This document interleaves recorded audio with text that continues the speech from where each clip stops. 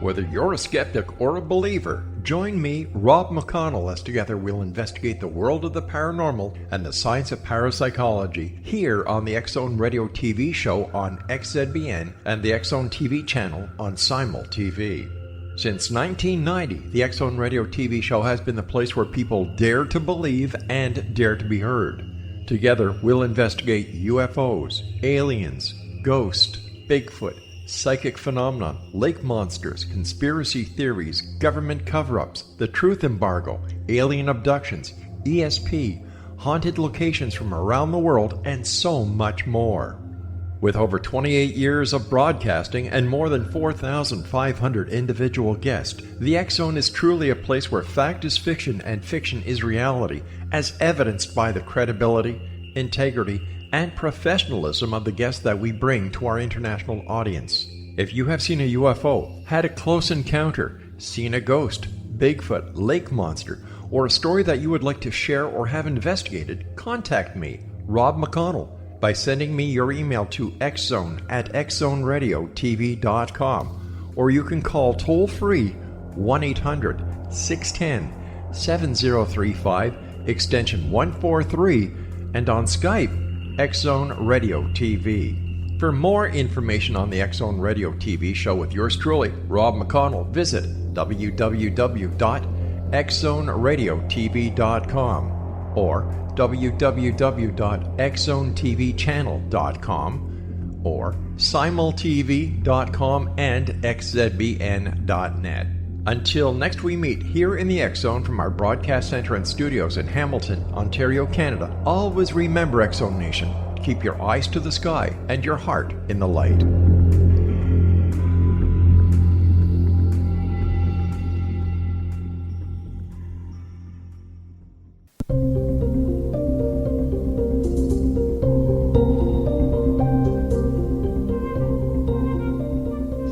Hello, everyone. This is Patty Conklin and Healing Within. Thank you so much for joining me and my guest, Dr. Laurie Nadel.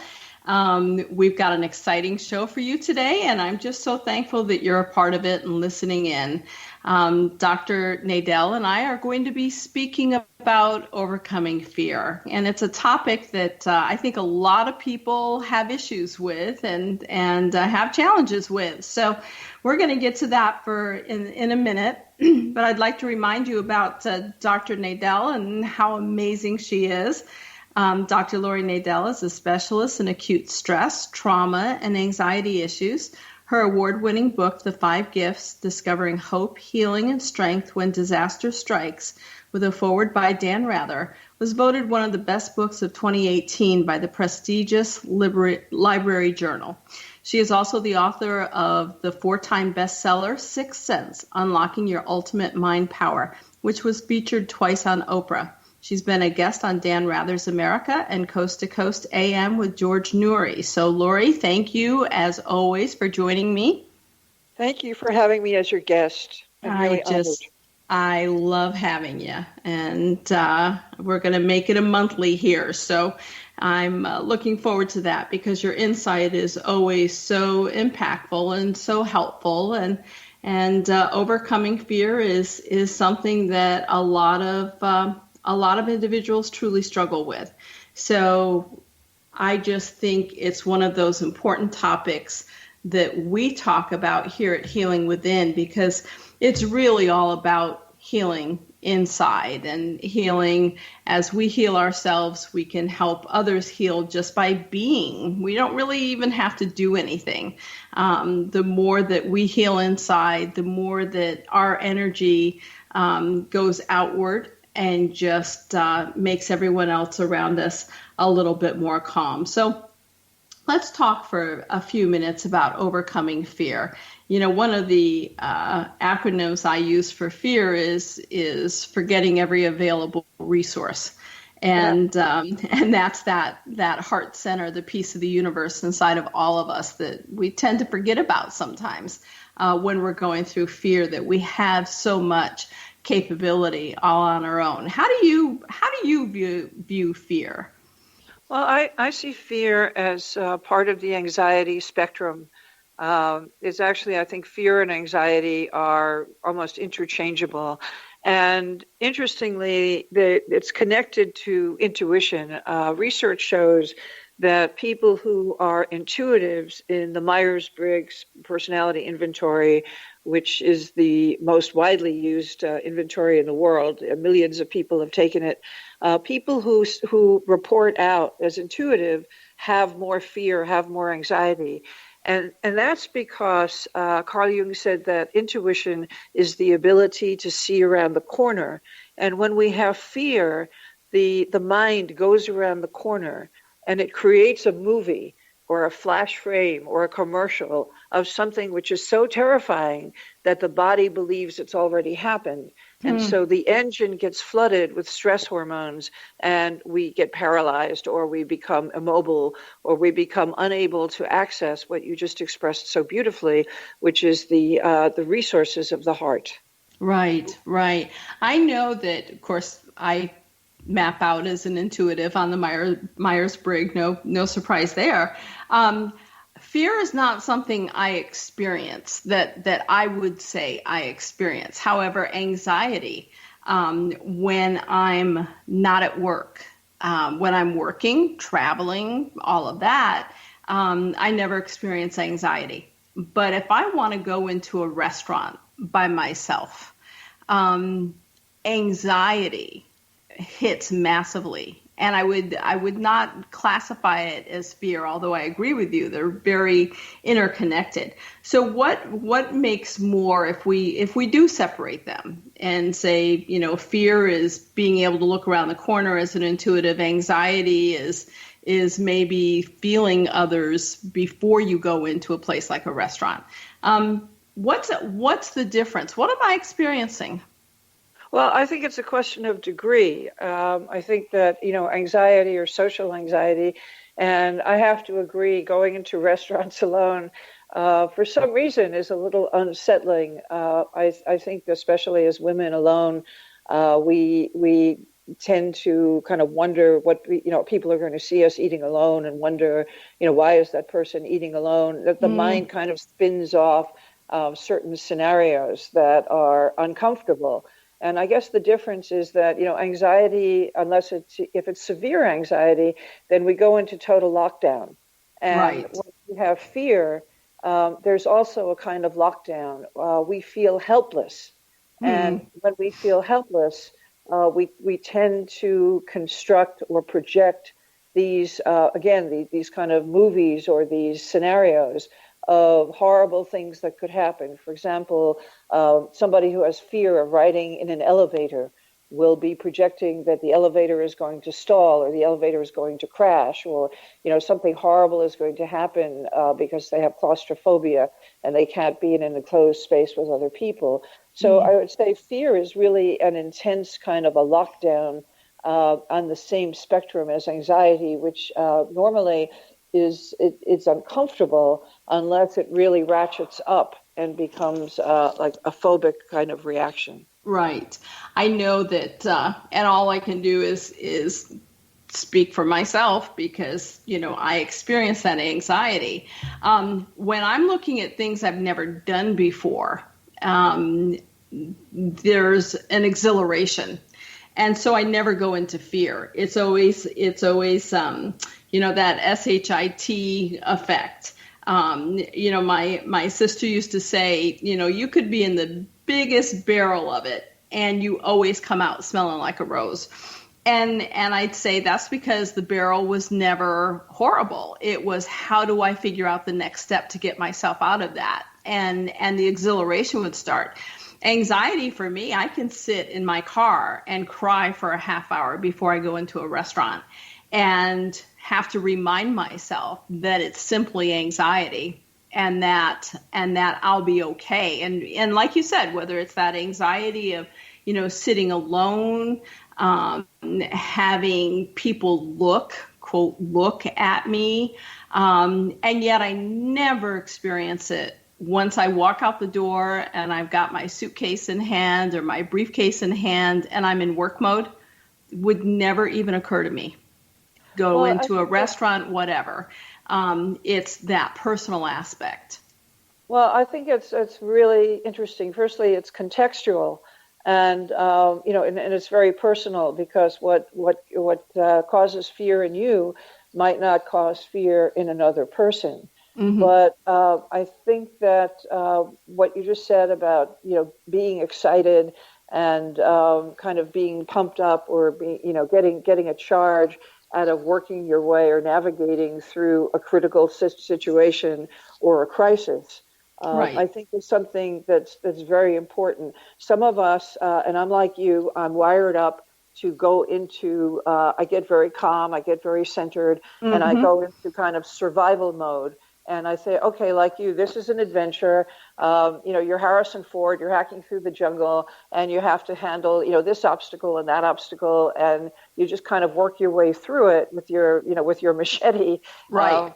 without harming anybody, but doing what you need to do in as respectful way as possible. And sometimes after that, I can be overwhelmed, not so much with fear, but with a kind of flooding of stress hormones later, years later, that can produce a flashback that will have me re-experience the feeling of terror that I didn't experience in the moment. So Interesting. fear can be Interesting. it can be very tricky that way because years later, of course, you've already navigated through the situation. You came out, you were successful. But in order to get through the situation, we tend to we lock our fear or anxiety in a drawer. And we just say, I can't deal with this now. I can't deal with this now. I have to survive. I have to make decisions. I have to walk through the fire. And then years later, when you're feeling safe and calm, the drawer can just fly open. And suddenly you're experiencing a cascade of all of the chemicals of those emotions because all of our emotions are stored as molecules in the limbic system, which is the part of the brain that we call the emotional brain. It holds, it's where emotions originate, and it also holds all of our memories as emotional memories as molecules, or as William James said, kind of like beads on a necklace. And Hmm. when we activate, a particular fear, then all of the times in our life when we have experienced that same fear, kind of imagine like a nuclear fission where each one of those beads gets reactivated and we get flooded with the chemistry of each of those particular events and experiences. And that can cause us to go into in a moment of intense fear, even though, it's not a reasonable fear because the threat has already been resolved. Right, right. And so, I'm going to disagree with you a little bit in Sure. terms of where we store our emotions, because I think they go into the cells within the body and kind of store in different areas, not just the limbic. But what That's you're true. proposing is a really interesting dichotomy because you're looking at, if we get in a situation that's out of our norm, you and I just soldier through it and get it done and get calm and reach the other side.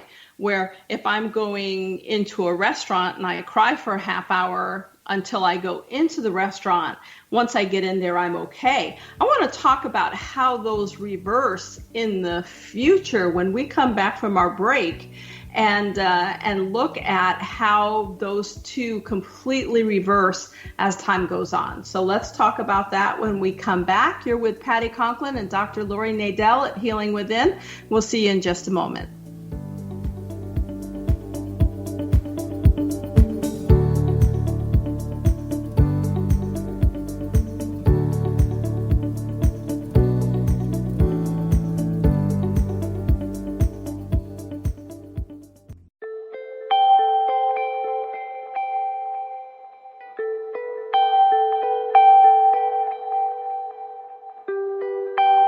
It's hard to listen to the news without realizing we're living in volatile, unprecedented times. Yet never has there been such an opportunity to transform the human condition. As old structures fail, where can we find the guidance to co-create a better way? Find Your Path Home is an ever-evolving, leading-edge information, education, and healing resource center designed to support and guide you on your path to unity and enlightenment. Based on sound principles employed by shamans worldwide, we provide techniques that can support you through the current transitions, offering online shamanic classes, international long-distance shamanic healing sessions, complimentary Mission Evolution radio episodes and Stairway to Heaven TV vignettes, seminars, retreats, and much more. All of this can be found on findyourpathhome.com.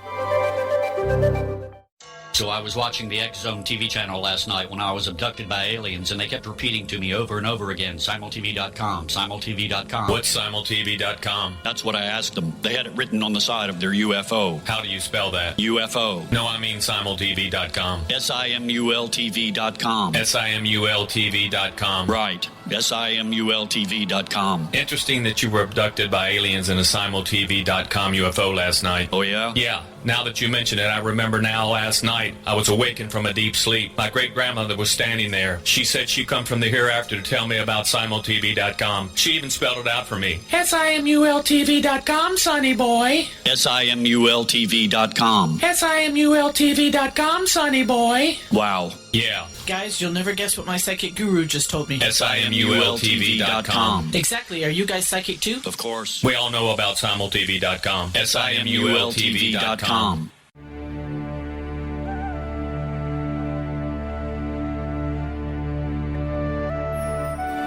Shamanic healing is the key to personal empowerment. Why? All 4 levels of our being, physical, emotional, mental, and spiritual, must be addressed for us to enjoy balanced, healthy, abundant lives. Yet there are few provisions for spiritual or energetic healing. Shamanism, found at the root of all cultures, is a very effective spiritual healing modality. To find quality shamanic healing you can trust, regardless of where you live, look no further than Find Your Path Home Long-Distance Shamanic Healing Program. All Path Home Long-Distance Healing practitioners have been trained and certified through Path Home Shamanic Art School. Change your life. Live abundantly. Schedule a long-distance shamanic healing session with Wilda Wieka or one of her quality practitioners today at findyourpathhome.com.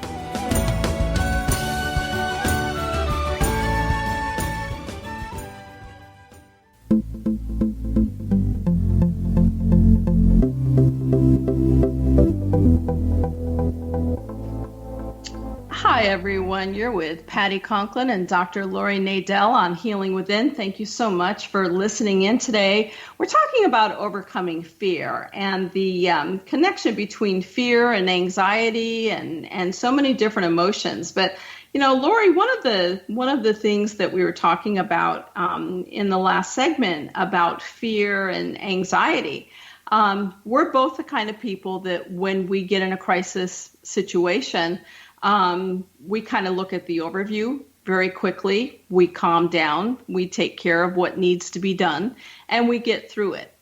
And on the other hand, for anxiety, for me, going into a restaurant, I'm going to use that because that's really about the only time I think I experience anxiety. I will get to a point where I can cry about the fact of going in and being seen and sitting by myself and so on and so forth. What's interesting to me is that let's go down the road 2 years, and you were talking about the fact that while we handle things in the moment, trauma, the fear that we didn't experience in the moment of a crisis, comes to the surface, and I'm assuming we would add that as post-traumatic stress. However, if I'm looking at anxiety and going into a restaurant, when I come out of the restaurant, my response may be to my body, see, that was just no big deal, and I never think of it again. So the anxiety in working through it before I go into it doesn't seem to have a residual for me. But when we're in a crisis situation, now I have to be honest to say I've never experienced a post-traumatic after a crisis. And I think I've been in fairly good few many crises, but not like you, not like going through 9/11 or Parkland shooting or Hurricane Sandy. Talk to me a little bit about that, about how the fearful trauma comes up after the event while you're still calm and holding it together during the event. Well, I think that's very interesting, and I can share with you that when I had 4 feet of the intracoastal in my living room, and my washing machine and my couch were bobbing around like like they were just little rubber duckies. And I was actually filled with awe at the power of nature and the power of the Holy Spirit and forces greater than we were. And I was completely calm and at peace. It was actually it was a spiritual experience for me. And I was able then, as I was going through the difficulties and obstacles of being lied to by the government and by unscrupulous vendors and contractors and the bank that confiscated the insurance settlement, all of these horrible things that, and I'm mentioning them because millions of us go through this every day, and nobody talks about it because natural disasters are on the increase. And the financial trauma that causes us sometimes to lose our home or to go bankrupt because of a natural disaster is an epidemic in this country that's silent and that is paralyzing for people who have to endure it. And there is really no one addressing this epidemic of fear that comes from losing control over your home and over your life.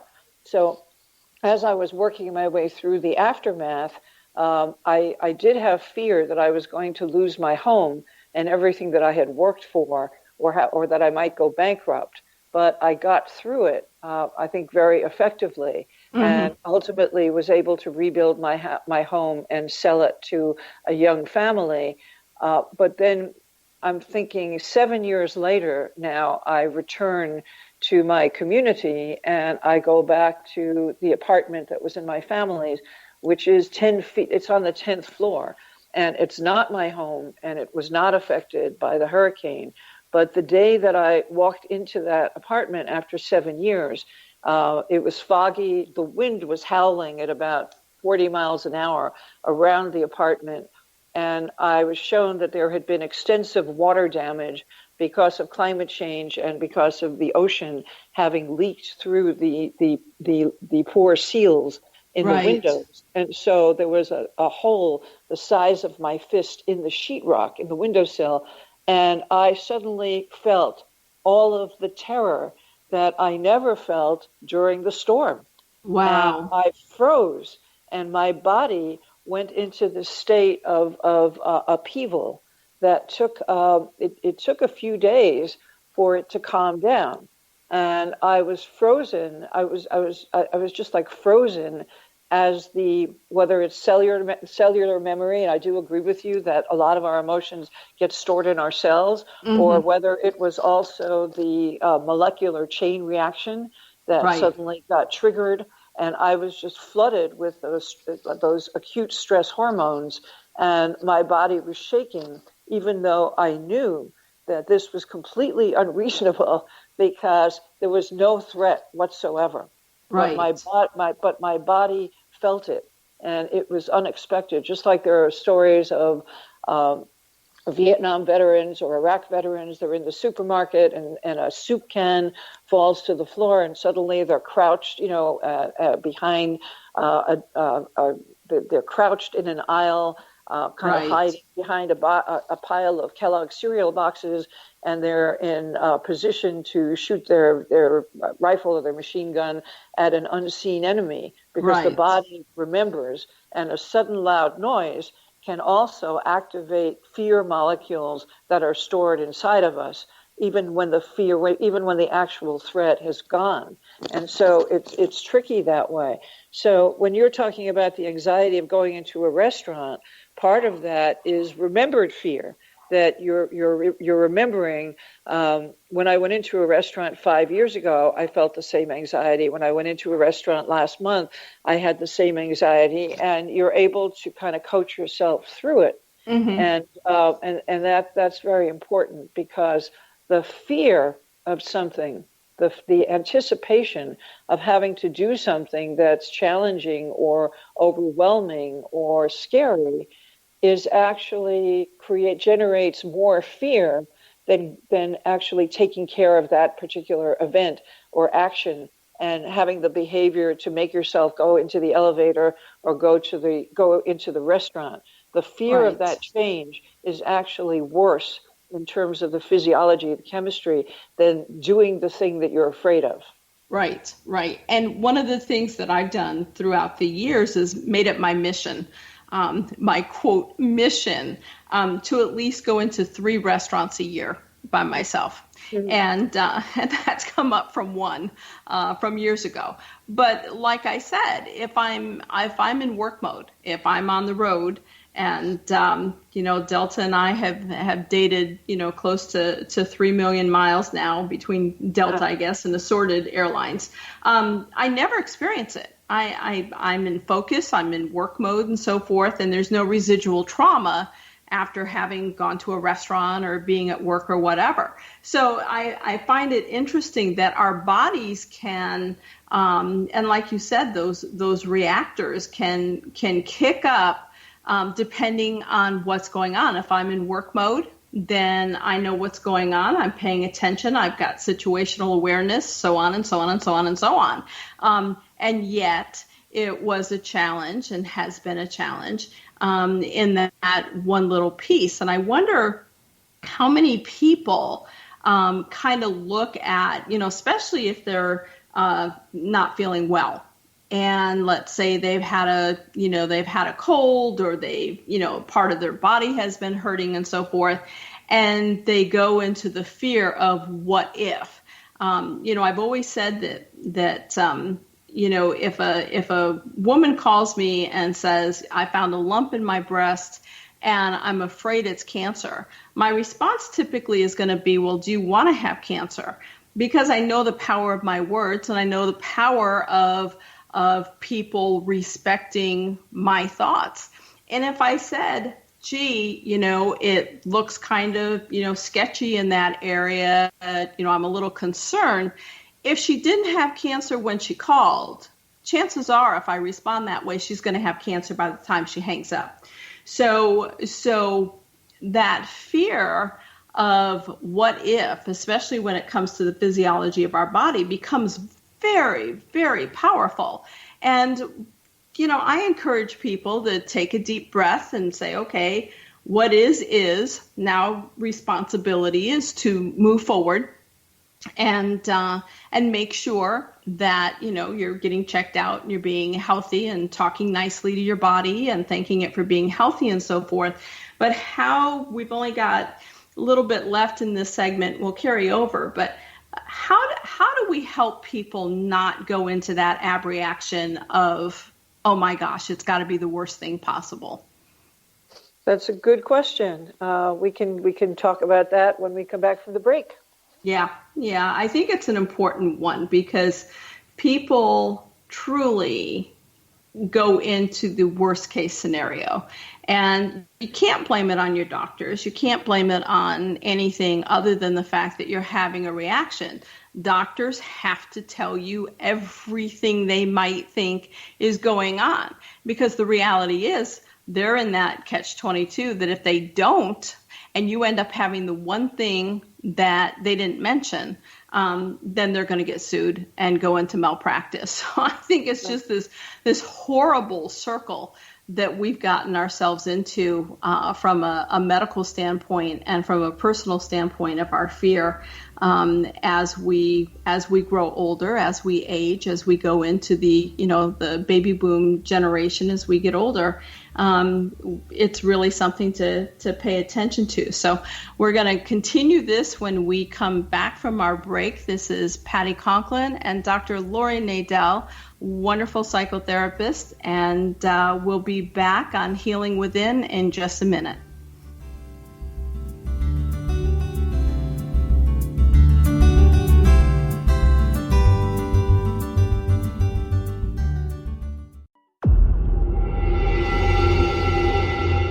Whether you're a skeptic or a believer, join me, Rob McConnell, as together we'll investigate the world of the paranormal and the science of parapsychology here on the X-Zone Radio TV show on XZBN and the X-Zone TV channel on Simul TV. Since 1990, the X-Zone Radio TV show has been the place where people dare to believe and dare to be heard. Together, we'll investigate UFOs, aliens, ghosts, Bigfoot, psychic phenomenon, lake monsters, conspiracy theories, government cover-ups, the truth embargo, alien abductions, ESP, haunted locations from around the world, and so much more. With over 28 years of broadcasting and more than 4,500 individual guests, the X Zone is truly a place where fact is fiction and fiction is reality, as evidenced by the credibility, integrity, and professionalism of the guests that we bring to our international audience. If you have seen a UFO, had a close encounter, seen a ghost, Bigfoot, lake monster, or a story that you would like to share or have investigated, contact me, Rob McConnell, by sending me your email to xzone@xzoneradiotv.com, or you can call toll-free 1-800-610-7035, extension 143, and on Skype, X Zone Radio TV. For more information on the X Zone Radio TV show with yours truly, Rob McConnell, visit www.xzoneradiotv.com or www.xzonetvchannel.com or simultv.com and xzbn.net. Until next we meet here in the X Zone from our broadcast center and studios in Hamilton, Ontario, Canada, always remember, X Zone Nation, keep your eyes to the sky and your heart in the light.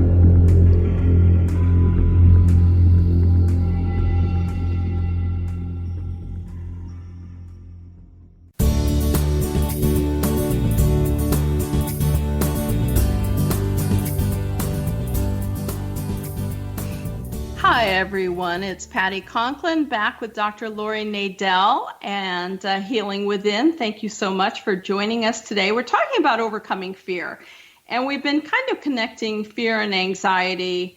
And now I want to kind of connect that fear and health, our medical situation, not just our psychological or emotional, but medical situation. And are we just pre-programmed throughout the centuries to think the worst, Laurie, when something happens? I think that in this day and age, we're saturated with and bombarded with so many different visual images and too much information on Dr. Google, which is not necessarily accurate information. So people are kind of obsessed with, if they have a hangnail, they're going to look it up on Google, and then they're going to decide that, it must be some kind of abscess that's going to turn me septic, and they end up in the emergency room. So I think that there's a general hysteria around health, especially among baby boomers. Anxiety or fear, one way to think about it is the disease of the what ifs. And, some people can be paralyzed about the prospect of walking out of their house because, what if they get hit by a truck or a tree falls on them? And so they'll stay in their house and not move. That's how strong it can be. I also think that we have a generational fear of aging and an almost maniacal denial of what happens as we age, and that the body is designed to age. Yes. I'm going to be 72, and there are certain natural conditions that are happening. And when I discuss them with people, and they kind of look at me, and they'll say, "Oh, but have you tried this? Have you tried this?" Well, I try everything that I think is reasonable. But what I'll say to them is, my body is like an engine that had a 50,000-mile warranty. And the warranty expired 22,000 miles ago. Right. And the parts are wearing out, which is what they're designed to do. And I do my best to make the best of it and repair what can be repaired, and to heal what can be healed, and to move on. But there's an organic process here that, and some people will say, well, if you think that way, that's what's going to happen. I said, well, there are people who don't believe in gravity, but gravity exists whether you believe it or not. Right. And so I think that, with fear, it escalates this denial of the realities of aging. And the Buddha said that we choose to incarnate into a human form so that we can experience the suffering of being human, because that's what accelerates our spiritual growth. Absolutely. And that part of what we sign up for, most of us, is to experience what the Buddha calls the suffering of old age, suffering, and ultimately death. Nobody wants to experience that on a conscious level, but on a soul level, this is what we contracted for when the soul entered human form. And as somebody who tries to live according to the Dharma, I find that very comforting, because then I don't fight against things because I don't like what's happening to my muscle tone, or I don't like what's happening to my face, or I don't like what's happening to my lower spine, or any of those areas that are kind of wearing out. That's Right. what they're supposed to do. Right. And we have to adjust our life gracefully around, I can push myself to exercise, but I could no longer windsurf, and I could train every day for the rest of my life and lift weights, but I'm still never going to be able to do that again. Right. And be at peace that you did, right? Yeah. Exactly. Yes. Yeah, In fact, I think I went to a doctor a few months ago, and we were talking about certain things that are going on, and I looked at him and I said, "So no more trekking in the Amazon for me." And he just looked at me, his eyes like bugged out.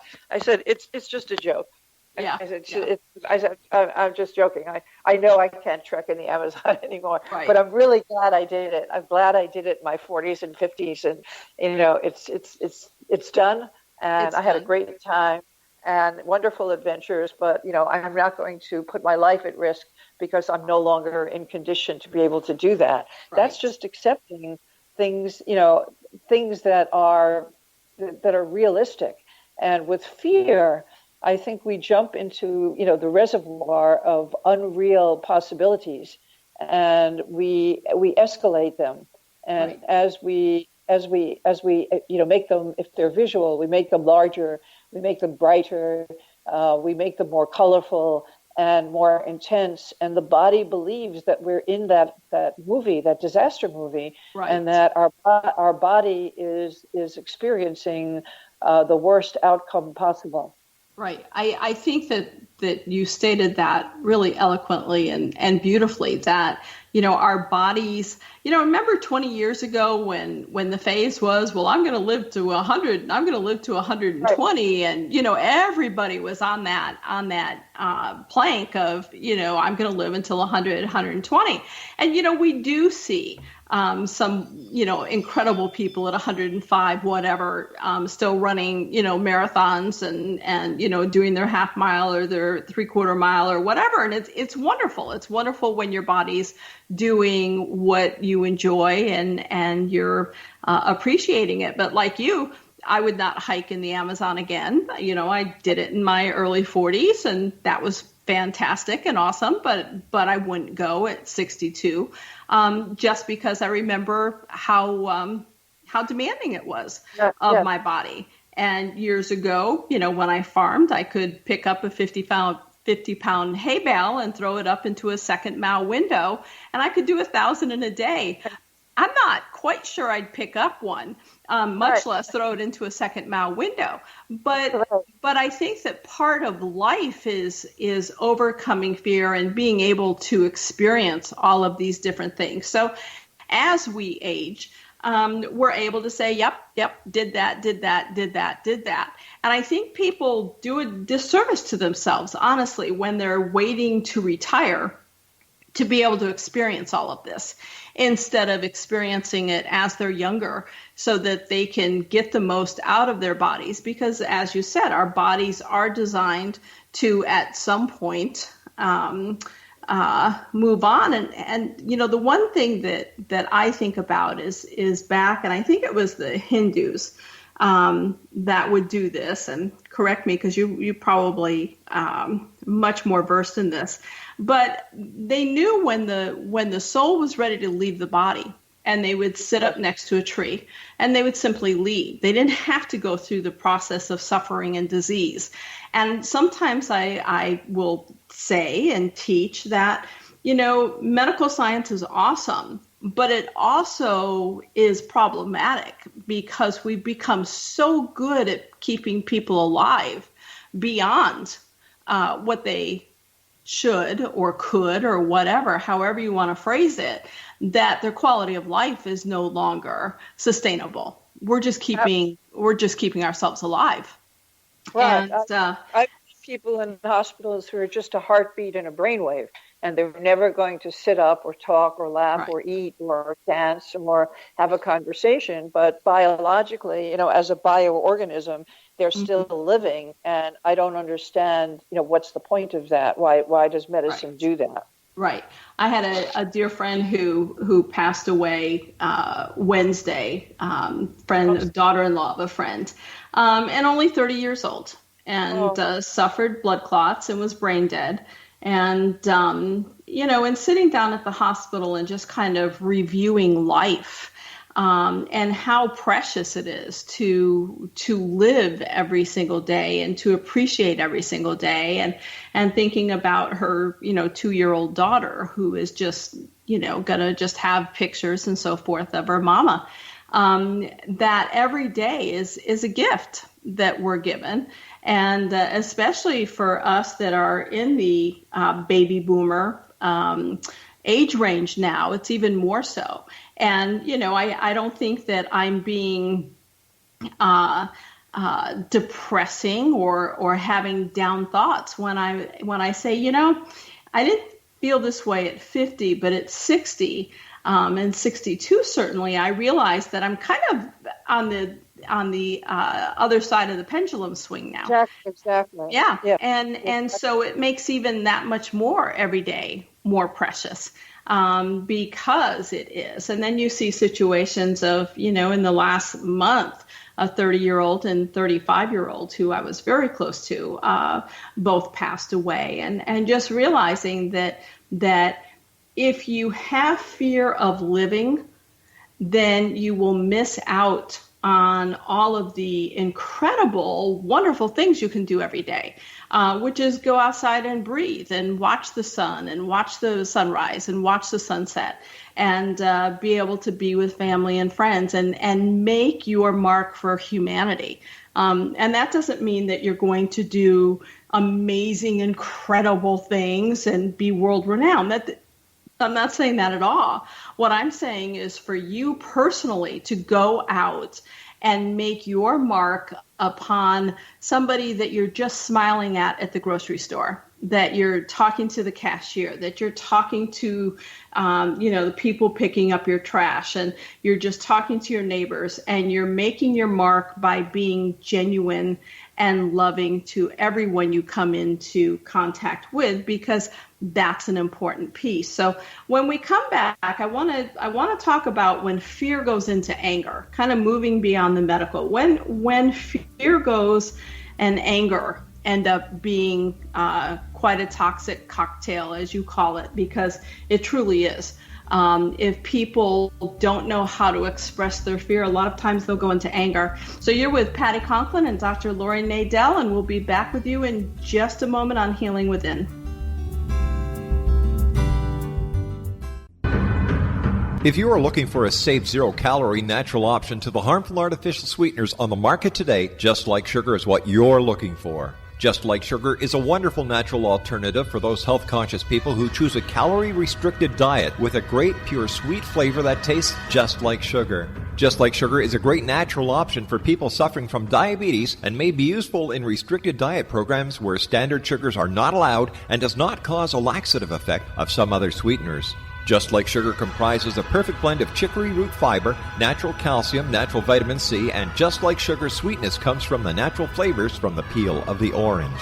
Just Like Sugar is a natural alternative to harmful artificial sweeteners and will change the way that you believe all natural sweetener products taste. Just Like Sugar is available at your local Whole Foods markets, Wild Oats markets, Henry's, Sun Harvest, and many other fine natural food stores in the U.S., Canada, and worldwide. They are here, and they've been here for thousands of years, making their presence known in the shadows. They might be seen by a lonely motorist on a deserted road late at night, or by a frightened and confused husband in the bedroom he is sharing with his wife. But who are they? What do they want? Why are they here? Perhaps most concerning, has the government been aware of their presence all along? The new book by Ellie Marzulli, UFO Disclosure, The 70-Year Cover-Up Exposed, delves into the world of UFOs. Can full disclosure be soon? Order now to receive a free hour and 37-minute DVD on the UFO phenomenon. UFOs are real. Get both the book and the DVD, a $40 value, for only $19.99. To order your book and DVD today, go to lamarzulli.net. That's LAMARZULLI.net. You have heard of the X Zone? Now watch it on Simul TV, plus 500 video games, live TV channels, free video on demand, worldwide, and more. Does this sound like tomorrow's television? Well, it is, but you can have it today, right now. It is Simul TV. Simul TV offers what the others only wish they could provide. 15 exclusive channels like X Zone, sci-fi, and horror. We are worldwide. No other provider offers that. 500 built-in video games. No need to have an extra expensive system. We have them included. Free video on demand.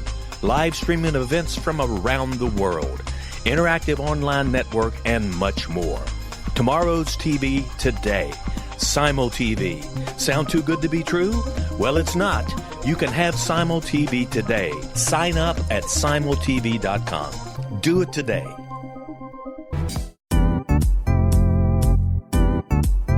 Memorable dynamic presentations are a not-so-secret weapon in the business world. Do you have a powerful message that must be shared, but you haven't found a way to deliver that message? Do you want to be known as a top public speaker who gets amazing results? Are you ready to create and deliver your powerful message? Thomas Hides can help you create and deliver your speech to get the results you desire. Visit iconquality.com. Did you expect your business to flourish, but instead it plateaued or didn't get off the ground yet? Would you like to achieve massive goals and discover new sources of income within your business? When you're ready to experience that type of success with fast results, Cindy Hendricks is the business coach for you. Her work with entrepreneurs and business owners has been life-changing. To get you and your business where you want to be, go to imaginemoresuccess.com. Has the fear of public speaking stalled your business or personal life? What would you give to develop and maintain supreme confidence? Have an invaluable private program to always perform at your best. Imagine how you would feel. You can have all that and so much more today with Thomas Hides' life-changing course called Number One Fear Unleashed. Visit numberonefear.com and be liberated from your fear of public speaking.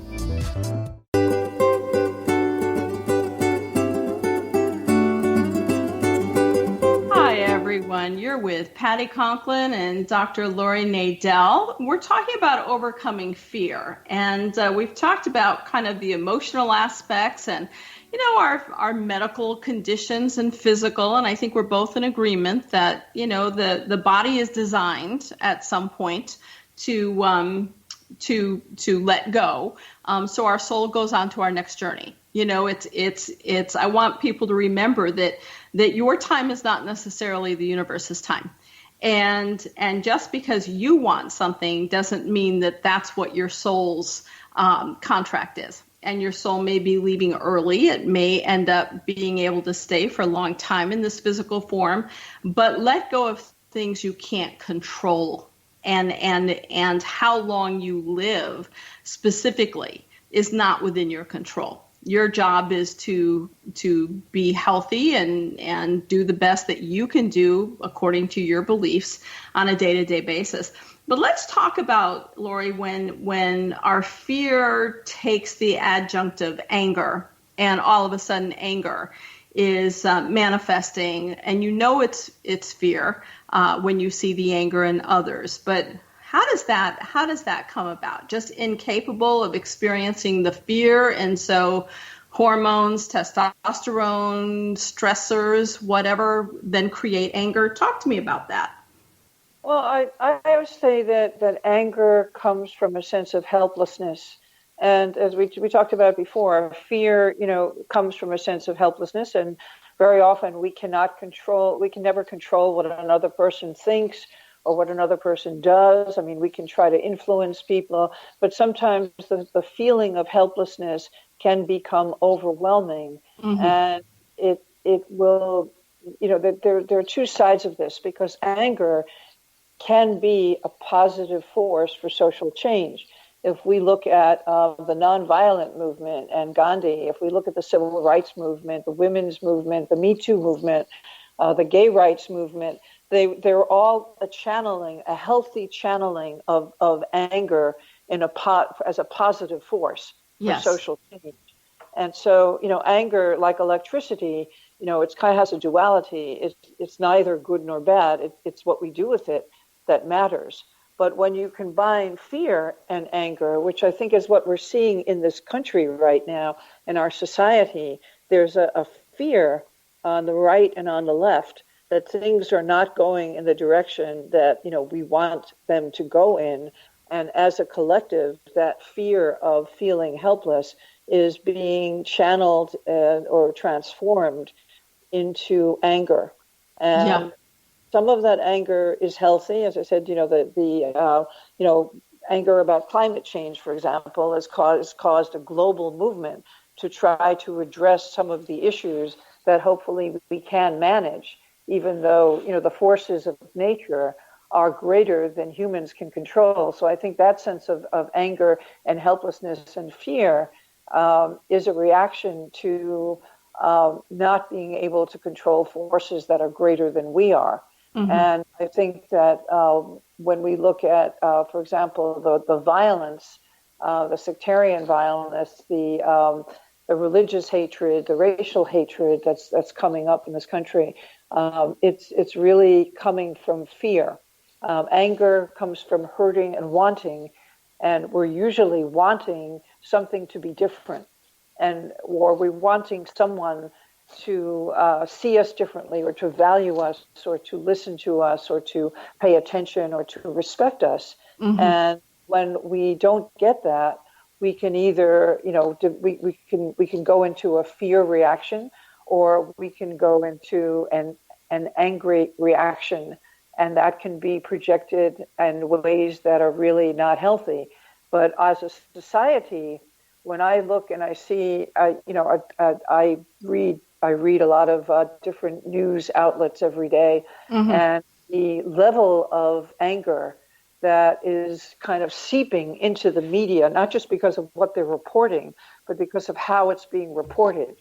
There's so much opinion being mixed with fact now that the toxic cocktail of fear and anger is kind of leaking through all of the channels through which we get our information. Right. And the danger is that it is like a bacterial infection, and that this toxic, mixture of fear and anger is kind of leaking into all areas of our culture, and it's now, I think, becoming a mass epidemic that's not healthy for us as a people. As a former journalist, I'm sure that you're much more aware than a lot of us in terms of the opinion pieces that take primetime news, it seems like these days. And like you, I read from many different outlets because I want to see what everybody's saying, not just one or two channels. But a lot of people don't do that. Where does personal responsibility come into working through your own fear and or anger when it comes to things you can't control? I think so much comes back to personal responsibility, and if you're disingenuous as a opinion host or whatever you want to call it, if you're speaking your truth, that's one thing. But if you're being disingenuous just to spin a line, no matter whether it's right or left, I'm not taking sides here. Where does personal responsibility come into our morality and ethics, and how does that? What is our responsibility personally? I don't know if we can answer that. I was going to say, do you want a 30-second answer? Because I'm like, that, I've encapsulated the meaning of life, and I can just retire from being human. And there you go. On. There you go. Move on. Yep. Move on. That is the 30-second. Yes, I hear you. The 30-second response. I think it all comes down to personal responsibility, but whether it's fortunate or unfortunate, I think that coming to terms with the difference between what is within our responsibility and where do we have to kind of give up wanting to control forces that are greater than ourselves. It's finding that balance within ourselves so that we know, what they call in Buddhism, they call right concentration, right action. In which situations, can our conscience guide us to take right action, which is nonviolent and harmless to others, and in which situations do we need to kind of address our own fear and our own anger and our own reactions, because that's really all we can do. We can't affect change in the outer environment necessarily. So I think, there are situations where we really just, if you're walking through a bad part of town at night, you have to be watchful and you have to be vigilant and you have to be careful. But that doesn't mean that you have to walk around with an AR-15 because you think you might have to blow away half of a block. Right. So, so it's really taking responsibility in a realistic way for, where are my fears reasonable? Where are my fears unreasonable and irrational?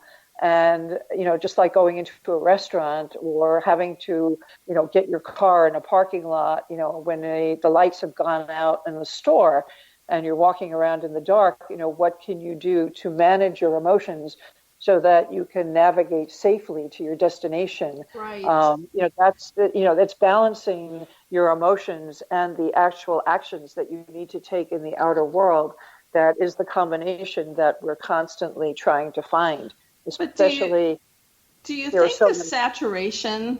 Do you think the saturation, though, of just so much media we're on this show, we're giving our opinions, right? I mean, we're doing what we think is right in terms of giving our thoughts and our points and so forth. But we've gotten so saturated. I question sometimes, and maybe it's not a legit question. I question whether or not people in general take the time to go within to really decide what it is that they think. Or are they just being reactionary for the most part? Well, I think that people are so distracted now, and I think it's becoming kind of a global phenomenon that, the average attention span now is, at least in this country, 8 seconds. And Microsoft did a survey of millions of people, and they found that if something takes more than 2 seconds to download, that people become impatient. And, in my book, The 5 Gifts are humility, and humility is what gives us the grace to accept what we can't control, what we can't understand. The second gift is patience. And I call that the unbearable gift, because none of us really want it, and we don't go within enough. And I include myself in that. We're so saturated, as you said, and bombarded with moving images and visuals. From the second you turn on your devices in the morning, you're getting flash frames of things to buy and things to look at, and horrible massacres that are going on, in other parts of the country or other parts of the world. Right. And, it's too much for the conscious mind to understand. And so you have two choices. One is to kind of go within and to settle yourself and to allow the unconscious mind to kind of become very calm and very still, so that you can kind of separate. You can go into your source, go into your heart, and you can separate from all these distractions. It's so important. Yeah. I mean, we're gonna have to leave it at that on patience. But I really love you and the folks listening to, for all of us, to just sit with yourself and really feel what you're feeling and what you know. And thank you so much for just taking the time to think. And this is Patty Conklin and Dr. Laurie Nadel, and we'll catch you next time on Healing Within. Thank you so much for joining.